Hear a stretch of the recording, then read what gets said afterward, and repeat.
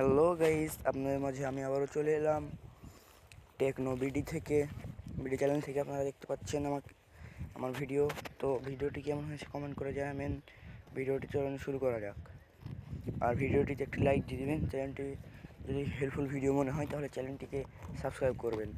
তো আমি আজকে আপনাদের দেখাতে চলেছি যে ব্যাটারির ব্যাকআপ কীভাবে বাড়াবো।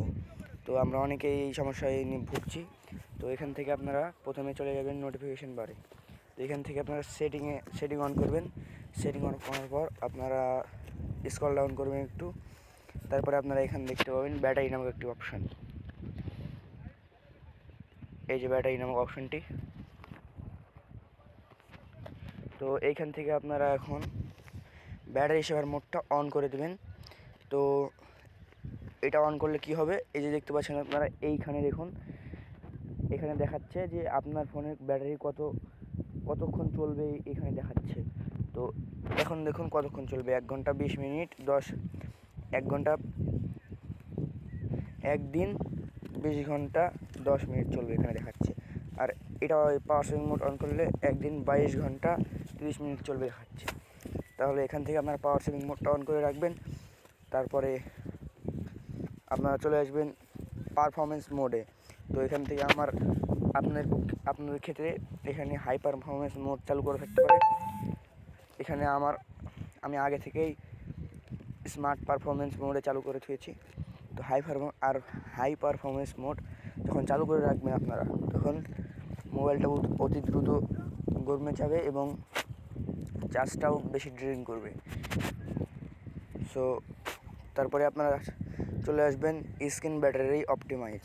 তো এখান থেকে আপনাদের ক্ষেত্রে এটা অফ থাকতে পারে। আপনারা এখান থেকে ব্যালেন্স মোড অথবা সুপার পাওয়ার সেভিং মোডে রাখতে পারেন। তো এখান থেকে রাখলে কি হবে, 5 থেকে 10% চার্জ বৃদ্ধি পাবে। তারপরে আপনারা এখান থেকে কাজ শেষ, তখন আমরা এখান থেকে বেরিয়ে যাব। এখান থেকে বেরিয়ে যাওয়ার পর আপনারা যাব ডিসপ্লে অ্যান্ড ব্রাইটনেস নামক একটি অপশান আছে, এখানে টাচ করব। তারপরে আপনারা দেখতে পাচ্ছেন এখান থেকে অটো ব্রাইটনেস নামক একটি অপশান আছে, এটাও আমরা অন করে দেবো। তো এটা অন করলে কি হয় অনেকেই আমরা জানি না। তো এটা অন করলে হয় যে যখন যেখানে যতটুকু ব্রাইটনেস দরকার তখন সেখানে ততটুকুই ব্রাইটনেস চালু হবে। তো আপনার অল্প লাগলে অল্প, বেশি লাগলে বেশি। তো এখান থেকে ব্যাটারি ব্যাকআপও পাবেন, আবার ব্যাটারি ড্রেনও করতে পারবে, সমস্যা নেই। তো এটা রাখার থেকে না রাখাই ভালো। তো এখান থেকে আমরা ডার্ক মোড সিলেক্ট করে দেবো এখান থেকে। তো ডার্ক মোড সিলেক্ট করলে কী কী হয়, তো এখান থেকে 2টি ফায়দা পাওয়া যায় আমাদের। যেমন চোখের সমস্যা হবে না। তারপর আপনারা আমি এখন লাইট মোড সেট করে রাখি, কারণ আমার দেখতে সমস্যা হচ্ছে।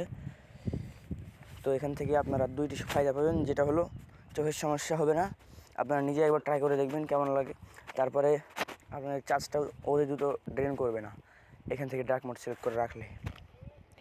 সো গাইস, আমি আপনাদের মাঝে থেকে বিদায় নিচ্ছি আজকের মতো এখান থেকে শেষ। আল্লাহ হাফেজ।